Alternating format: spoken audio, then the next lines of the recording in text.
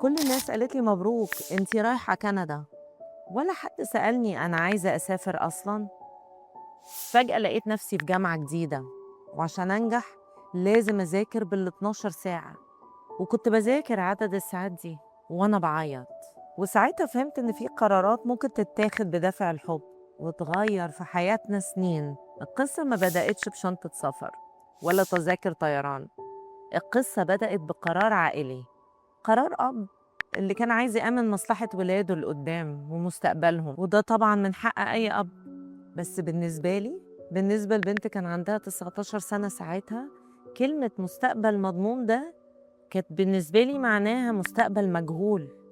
أنا ما كنتش شايفة كندا، أنا كنت شايفة كل الحاجات اللي كنت حاسبها ورايا. جدتي كان اسمها صبوحة الله يرحمها، ما كانش ينفع تيجي معانا كندا بسبب إجراءات الهجرة، ودي كانت من الحاجات اللي كانت مضايقاني جدا ساعتها. أصحابي، حياتي الاجتماعية، شلتي في الاي يو سي، والكومفورت زون اللي بنيتها في مصر. والقهرة الكبيرة بقى إني كنت هتخرج بعد بسنة.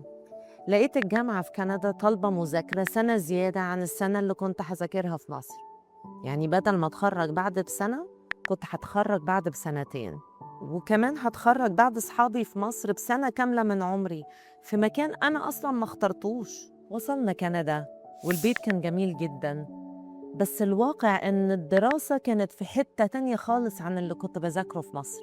أنا كنت داخلة جامعة كونكورديا بمايند سيت ال AUC، البنت الشاطرة اللي متعودة تنجح وتمشي أمورها.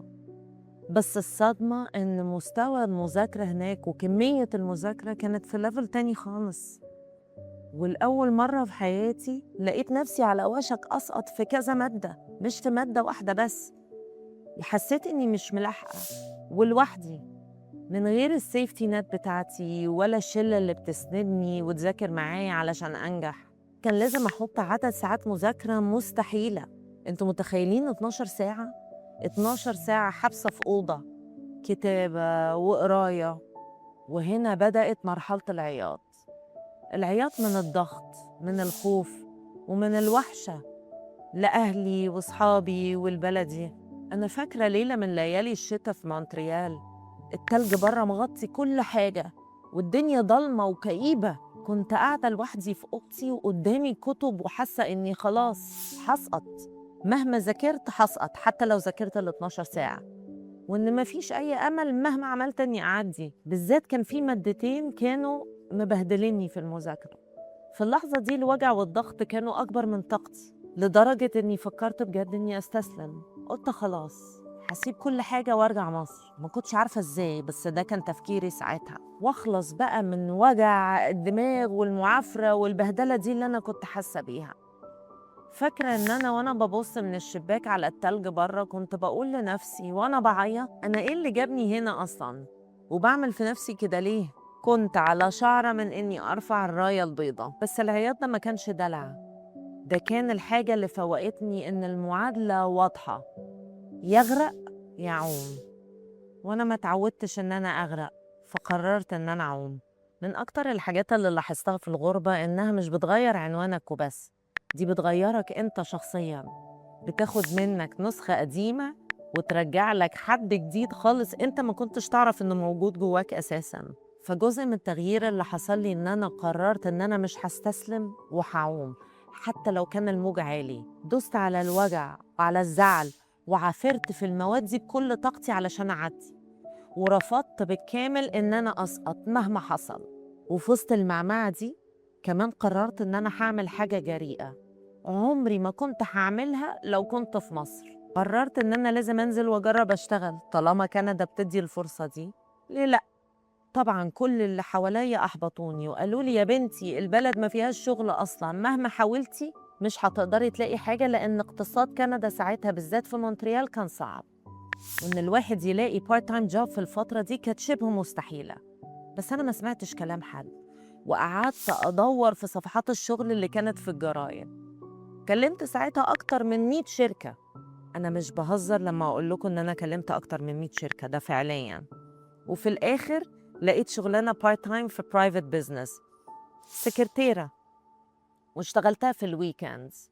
والمفاجأة بقى إن الشغلانة كانت بتدفع أكتر من الحد الأدنى للشغل في الفترة دي. أنا أهلي الحمد لله كانوا ميسورين، وما كنتش من نوع الناس اللي محتاجة أشتغل، بس كنت من نوع البنات ساعتها اللي بيتكسفوا يطلبوا فلوس حتى لو كان من أبويا أو أمي. أول شيك قبضته في إيدي من الشغل ده أنا فاكرة الإحساس كويس. كان سريالي ما كنتش قادرة أصدقه. لأول مرة رحت فتحت حساب في بنك، حساب باسمي أنا، بقيت أنا اللي بدير فلوسي وبحوش منها كمان وأنا عندي 19 سنة. والغريب بقى إن اللبس ده لسه عندي لحد دلوقتي لأنه لسه بيخش فيا، بس شايلاه للذكرى ومحتفظة بيه لأنه بيفكرني إن دي أول حاجة اشتريتها بفلوس أنا عملتها بنفسي. مش شايلاه علشان كركبة، أنا شايلاه كمان علشان يفكرني باللحظة دي، اللحظة اللي بدأت فيها الغربة بقهرة وكبسة وزعل. هي نفس اللحظة اللي فتحت لي أبواب كتيرة، زي أبواب الاستقلال والحرية والاعتماد على النفس اللي عمري ما كنت هعرفها لو ما كنتش سافرت. في ناس بتسألني لو رجع بيا الزمن لورا هختار أرجع كندا تاني؟ لو رجع بيا الزمن لورا وأنا عندي 19 سنة وبنفس الظروف بالظبط، جدتي مش هتيجي معايا وهزود سنة كاملة على سنين دراستي وهقعد أذاكر وأعيط بال12 ساعة في اليوم، كنت هختار أسافر كندا تاني. دي إجابتي بكل أمانة ومن غير أي تجميل. كنت هسافر برضو لأن الغربة دي حرمتني من سهولة الاعتماد على أهلي، الحاجة اللي كانت مريحاني في مصر بس من غير ما أحس كانت مأخراني. كنت متعودة على الحياة السهلة وما كنتش أعرف أنا أقدر أعمل إيه ولوحدي. كندا هي اللي عرفتني على الحاجات دي، على طاقتي الحقيقية.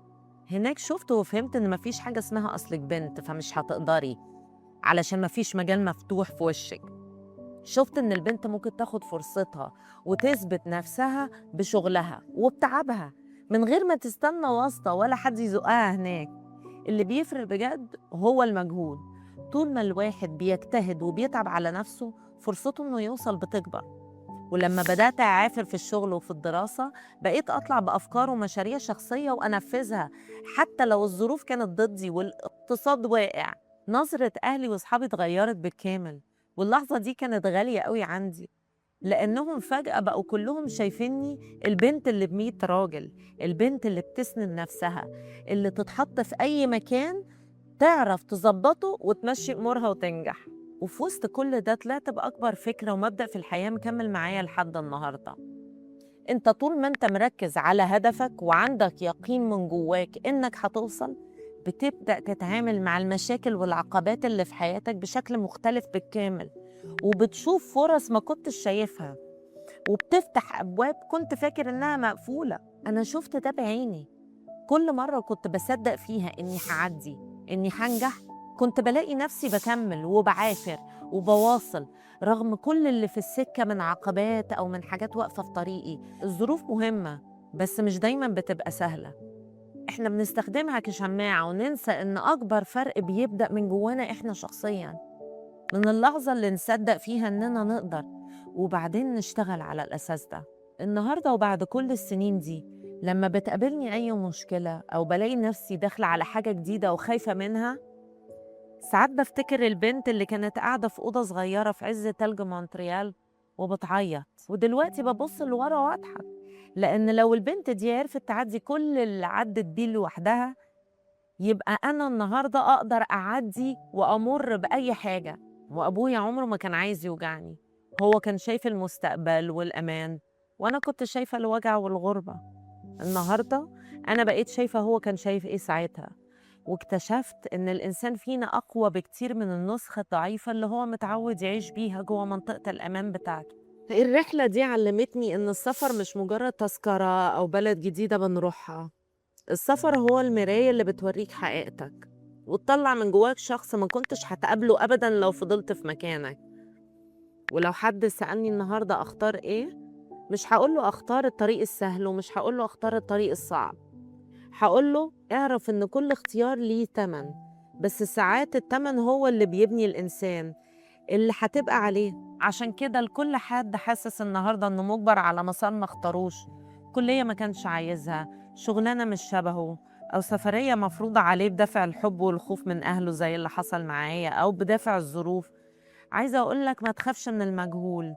العقبة اللي واقفة قدامك دلوقتي ممكن تكون هي نفسها الباب اللي هيرفعك لفوق عن نفسك وإمكانياتك اللي انت عارفها. ولو حد سألني النهاردة هل الغربة سهلة؟ هقوله لأ. بس هل كانت مستاهلة كل ده؟ هقوله آه.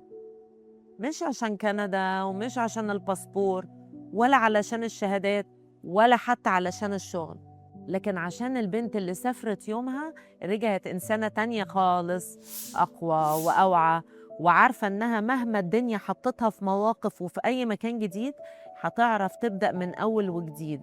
لأن ساعات أكبر هدية في حياتنا بتبقى مستخبية جوه أصعب قرار إحنا مخترناهوش. ولازم نفتكر في الآخر إن المعادلة بسيطة، يا هنغرق يا هنعوم. ولازم ناخد القرار ونحاول مرة واتنين وعشرة وما نستسلمش، لأن طالما احنا بنجتهد وبنتعب على نفسنا هنوصل. قوتنا في خطوتنا.